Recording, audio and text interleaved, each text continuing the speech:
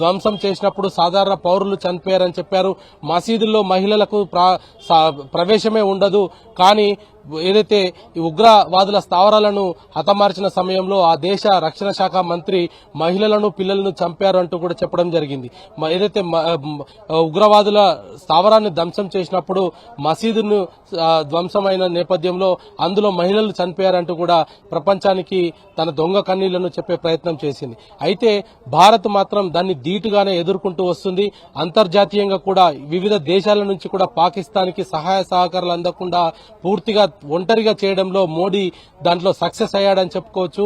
ఇప్పటికే ఐక్యరాజ్య సమితి కూడా ఇటు భారత్ ను పాకిస్తాన్ ని చర్చల ద్వారా దీన్ని పరిష్కరించుకోవాలని కోరినప్పుడు భారత్ నుంచి ఒకే ఒక సమాధానం, అంతర్జాతీయంగా కూడా వెళ్లిన ఒకే ఒక సమాధానం, మా దేశం పైన దాడులు చేసిన ఉగ్రవాదులను మాకు అప్పజెప్తే పాకిస్తాన్ తోటి యుద్ధం చెయ్యము అనేది కూడా చెప్పడం జరిగింది.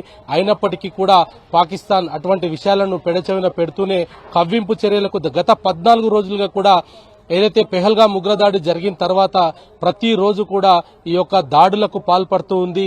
తీరం వెంట ఏదైతే సరిహద్దు గ్రామాలు ఉన్నాయో వాటన్నిటి వెంట కూడా ఏదో ఒక చోట ప్రతినిత్యము ప్రతిరోజు కూడా కాల్పుల ఉల్లంఘనకైతే పాల్పడుతూ వస్తుంది.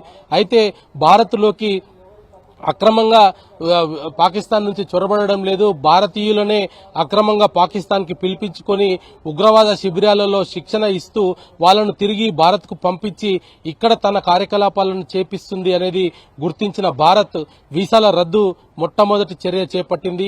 ఆ తర్వాత పాకిస్తాన్ కి 80% ఆదాయ వనరులుగా ఉన్న ఈ యొక్క సింధు నది జలాలను పూర్తిగా ఆపివేయడం జరిగింది. ఆ తర్వాత భారత్ నుంచి ఏదైతే సహాయ సహకారాలు పాకిస్తాన్ కి అందుతున్నాయో వాటన్నిటిపైన నిషేధాన్ని విధించింది. వర్తక వ్యాపారాలను పూర్తిగా రద్దు చేసింది. ఇన్ని ప్రయత్నాలు చేసినప్పటికీ పాకిస్తాన్ మారకపోవడంతో ఉగ్రవాద స్థావరాలను లక్ష్యంగా చేసుకుని ఆపరేషన్ సింధూర్ ను నిర్వహించడం జరిగింది. భారతదేశంలో ఉన్న మహిళలను ఏడిపించడమే లక్ష్యంగా పాకిస్తాన్ ఈ యొక్క చర్యలు చేపట్టిందనేది గుర్తించి ఆ తర్వాత సింధూర్ అనే పేరు పెట్టిందనేది కూడా కొంత విశ్లేషకులు చెప్తున్నారు.